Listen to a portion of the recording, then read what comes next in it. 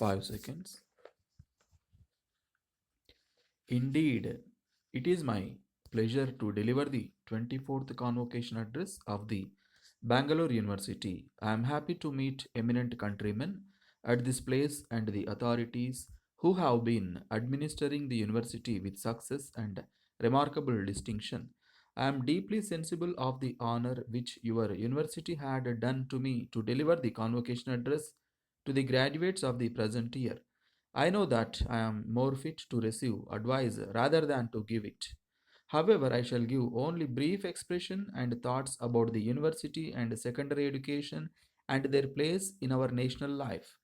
The basic reason for India remaining stagnant in the application of science and technology to the problems of common man is that society at large is yet to assimilate them into social and cultural fabrics. The qualitative transformation of any society can only be accomplished if we were able to imbibe the scientific spirit and work towards the use of technology into our culture. Promotion of economic development is possible only when specific technologies are adopted to meet the needs of individual societies in harmony with cultural background. Unless we are willing to take quantum jumps in technology based on sound, economic, and scientific evaluation, we will fail in our attempt to reverse the prevalent state of scarcity. The lack of interaction with academic institutions has made Indian industries to continue to rely on foreign know how. One of the ways in which we should get to know each other better would be for the university men to meet occasionally from various parts for the exchange of ideas. Indians desiring to equip themselves with the latest thought and advances in all forms of technical, medical, and engineering needs experts trained in all sorts. In the present political evolution of India, the problem may appear to be one of academic interest, but the leaders of parties think that the country cannot afford to follow the same. The function of the true education is to relate knowledge of life, transmission of culture from generation to generation, and to explore new horizons for human achievements. The greatest importance has to be attached to the courses prescribed and actually taught. The education system has to be purposeful and it should suit the changed circumstances in our country. Education should make a person duly fit to discharge the duties and responsibilities that devolve on our young men and women after their education. Merely conferring degrees on the basis of the existing curricula without opening ample opportunity for them to use the knowledge acquired would be a tremendous waste.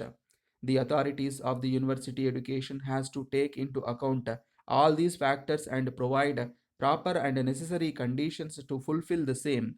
A good deal has to be done through the initiative and individual efforts of the student himself in order to encourage higher teaching and research.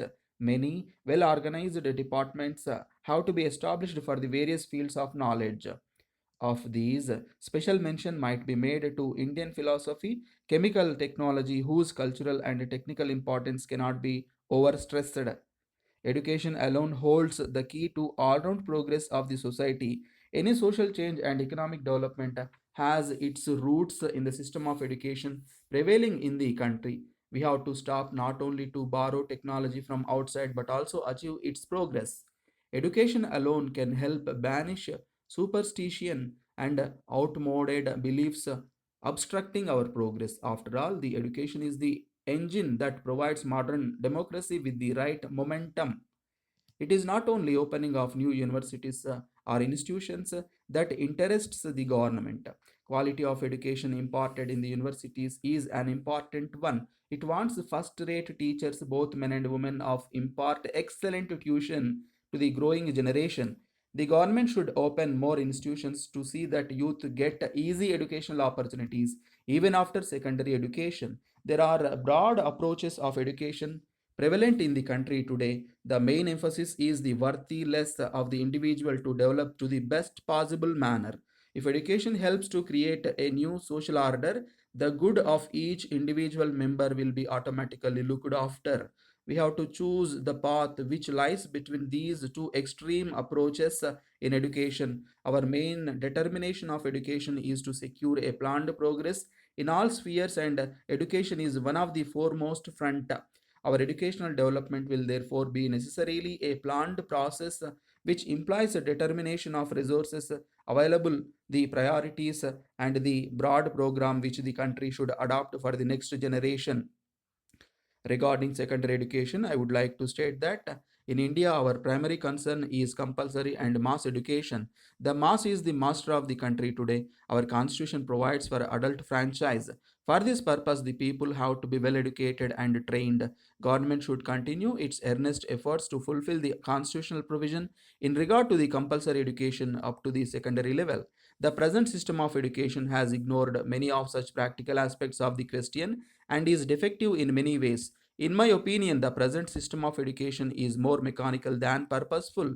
It makes students learn much out but do little. Our British rulers have based their principles of education in this country just to prepare the spare parts of administrative machinery, and the training they had only suited to aspire for government service. The status of university and college teachers has to be raised to a level commensurate with their academic work and their position in the society. Proper selection of men of merit as teachers and maintenance of their status at a higher level are among the basic requirements for the success of universities. I would also venture to express hope that you will find in a later life that with you have learnt and acquired in the university both in knowledge and social training has stood for good course. Remember, my young friends, we are an independent nation and everyone is responsible to defend the independence and dedicate our service to motherland and tread on our traditional path of way. I do not wish to encroach on your patience, and I shall therefore conclude by thanking you once again for affording me this opportunity.